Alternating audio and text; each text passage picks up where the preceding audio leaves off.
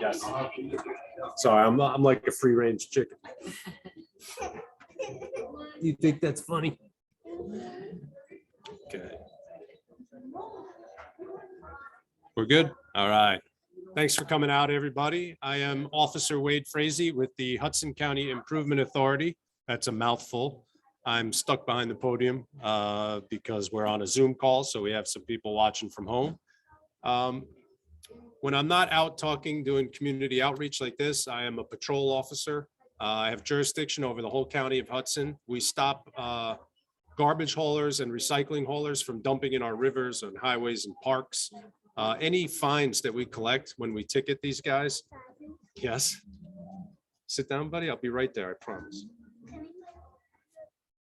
My jacket on your chair. You could do whatever you need to do with that jacket. All right. Sorry. Any money that we collect from these fines, when we ticket these people, we could, believe it or not, we catch a lot of illegal dumpers in Hudson County. We take that money and we put it right back into the community. In Jersey City, we built the first public golf course, which was not just a construction project, but a reclamation site.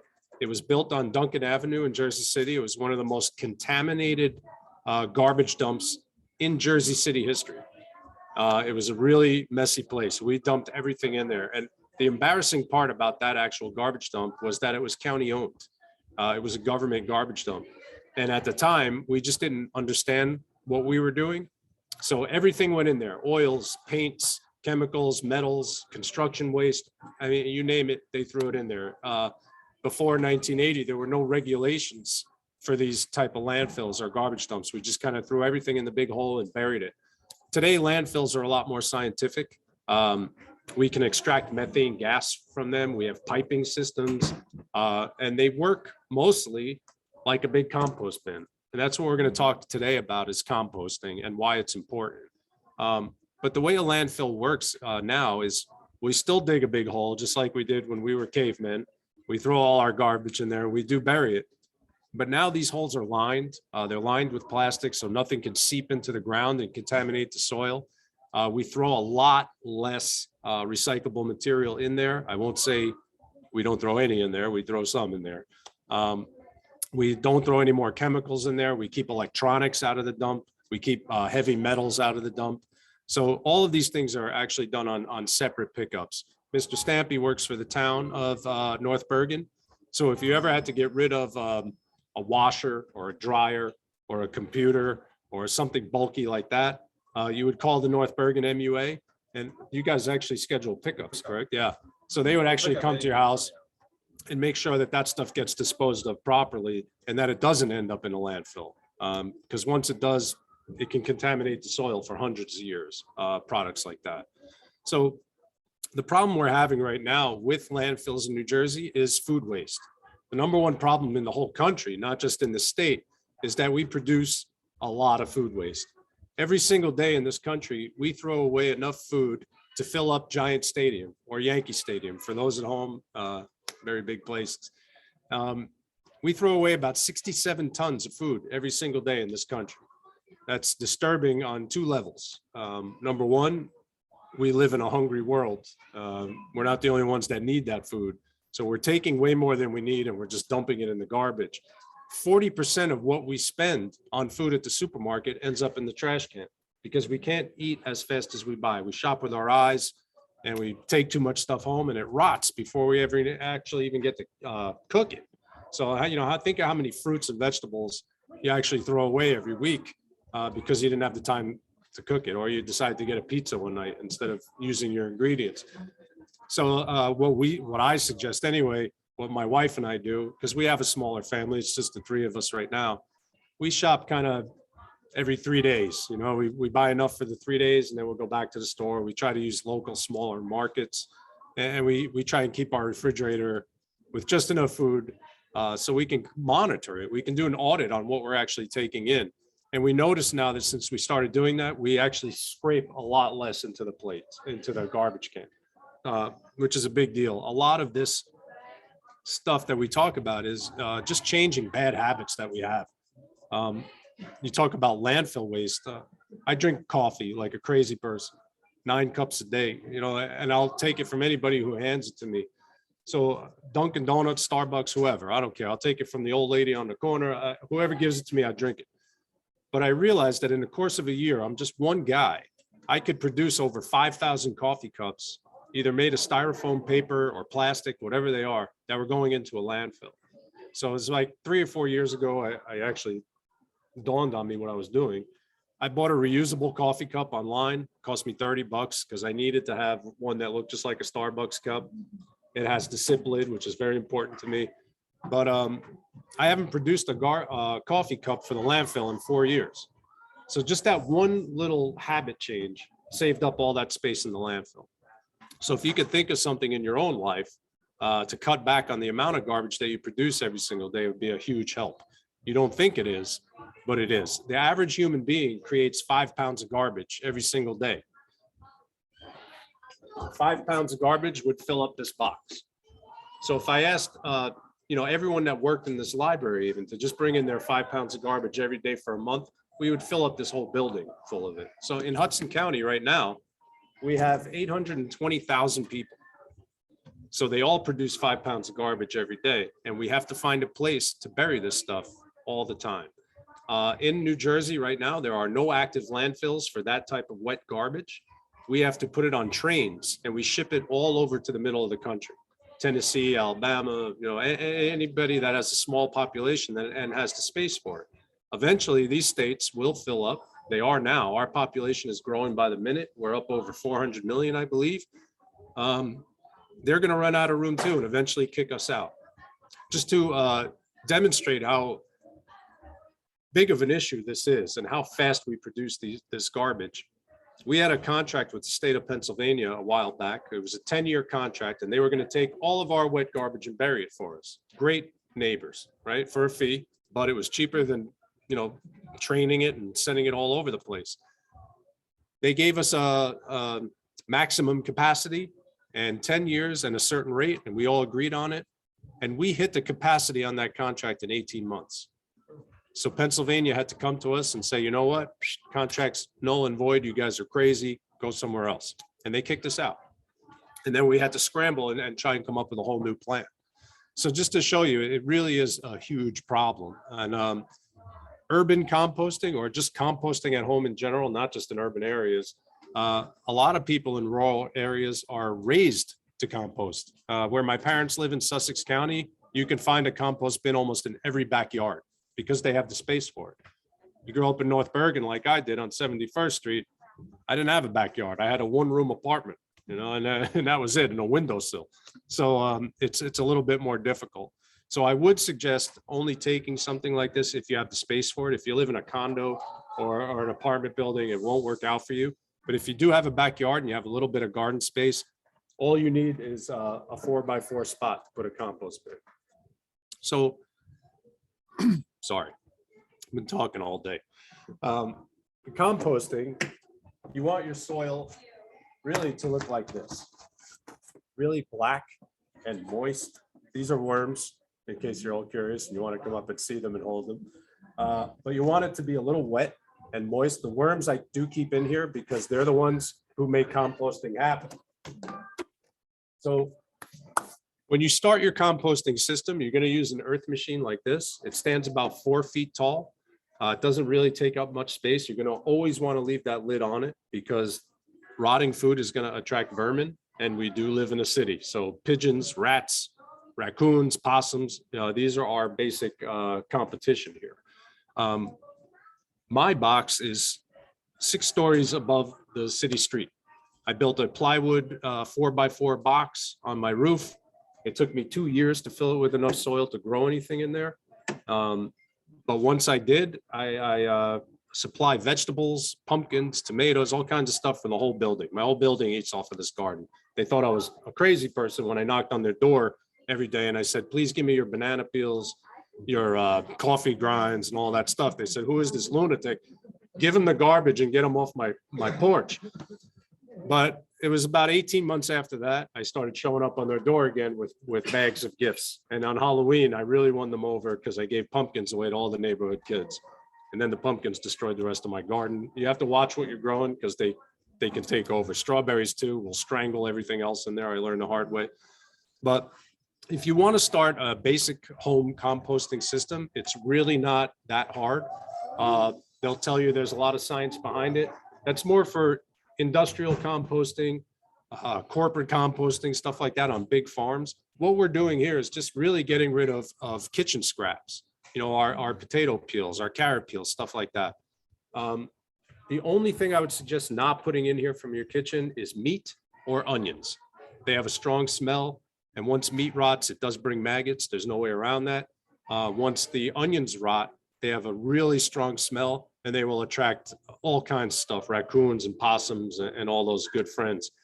These animals in the city are smarter than you believe. They can open up this compost bin. I know from experience, you know, those raccoons got little fingers. They're smart. They'll get in there, they'll rip it open and they'll tear it apart. So you want to keep that smell down. And the way to do that is to keep your compost bin vegetarian or just fruits and vegetables. And then you're good to go. The smell will never get too strong. But basically the way you start this, you always want to keep a 50-50 balance. I call them browns and greens. I don't get into the whole science of oxygen and hydrogen because I'll put you right to sleep with that stuff. Browns and greens. All the browns you can find in your backyard. You just go out there, you find some dry twigs, some leaves, some grass cuttings, you know, flowers or bush you cut down, something like that. You want to grab some soil from your backyard and throw that on the base too. Once you fill the box up about halfway, that's when you're going to start throwing your food waste on there. So however many days it takes you, you know, you want to do about 2 weeks worth of food in there. And as it starts to rot and get really soggy, every couple of days you go back there and you just mix it up. They tell you you need a, what's that thing called? The agitator. They'll charge you $85 for an agitator. Use a broom handle or a stickball bat or whatever you got from the garage, save yourself the money. You just need a big stick. You go back there, you poke it out, you leave holes. The holes that you make with the stick or mix it around will let air in there. It speeds up the process. If you do not do that, your dirt and all the food waste will petrify. And then your compost bin is useless and you'll have to move it and start all over again. You have to move it 3 times a week. Just go out there, poke holes in it, mix it around. You have to keep an eye on that balance. If it gets too high in the browns or too high in the greens, it'll become too dry one way or too soggy the other. You always have to keep an eye on the way your soil feels and the way your soil looks. So the way that I showed it to you, that black moist soil, almost like when you buy potting soil in the store, that's like the perfect moisture. I put a watermelon in there one time after a barbecue and I drowned all the worms. It's too much water at one time. So if you do have like a whole pumpkin or a whole watermelon, something really juicy like that, chop it up into pieces and try to put it in over the course of a couple different days. Because once you drown the worms, that's it. And you got to go online and buy new ones or, you know, and once the worms leave a spot, they won't come back. But as long as you keep putting food in there, they'll never leave. So you can actually go online. If for some reason you start a composting system and there's nothing coming up from the ground to get into the box to eat that stuff, you can go online and order a bag of worms. I think you get 200 for about $25. It's from Jim's Worm Farm, and it's actually $1 billion industry in America right now. You go to Jim's Worm Farm, you order 200 worms. As long as there's food in there, they will reproduce every 2 weeks, and you'll have about 1,000 worms in 60 days, and they will stay forever. Yeah, worms are hermaphroditic, so it's always a party. They don't have to court, they don't have to date, they just bundle up, and it's like 1975 down there in the worm bin. So yeah, the worms are very basic creatures. All they have is a mouth, a heart, a stomach, and basically a butt. The way that composting works, they eat up all of our food waste, they digest it back into the soil. That worm casting or worm poop is very healthy for the soil, and that's what keeps it moist and healthy. Just like we were told growing up, we need our milk, our vegetables, all that stuff, vitamins and minerals. Soil needs that too, and that's how they get it, through the worms. A box like this will probably need anywhere from 300 to 400 worms for it to be successful. Like I said, if you have too many worms in there, you'll see them because they'll be fighting for food, they'll be competing, they'll come up to the surface. If you start to see worms on the surface of your compost bin, that means there's too many in there fighting for food. You could scoop them off the top and put them around your backyard or in the garden somewhere, but baby, I'll be right there, I promise, all right? Sorry. So starting the compost system, like I said, you get 50% of those browns. Any kind of yard waste is good. You can also use paper. I use a lot of paper in my compost because you can adjust the volume of moisture in your box with paper. If I get a roll of paper towels and I just dip it in water and I leave it in there, I don't have to worry about putting soggy vegetables in there. If I know I'm going to be gone for a week, you can kind of learn how to adjust it as you go. So I use soggy paper towels and I'll leave them in there, kind of like the old sponge trick, you know, when you want to keep bread fresh and stuff like that. It's the same basic principle. You want it to be humid, you want it to be moist, but you don't want it to be wet.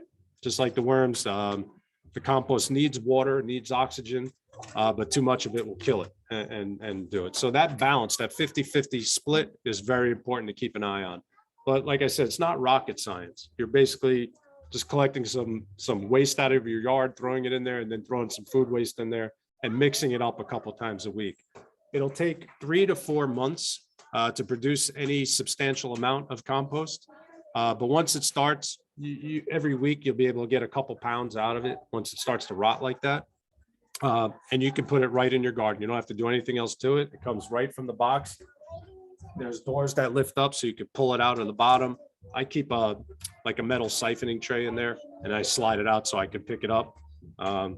You know, I'm getting older, my knees aren't so good anymore. So try and make it as easy on yourself as possible. And that pretty much covers the compost system. I donated a compost bin and a rain barrel to the library. They're going to raffle one off. Everybody got a ticket when you came in, I hope, right? So they will do that. You could take it home. If you don't have the space for it, you could tell the library and they will give it to somebody else. Or Mr. Stampy could use it in any one of his community gardens. And I just want to add as Please. well, sorry.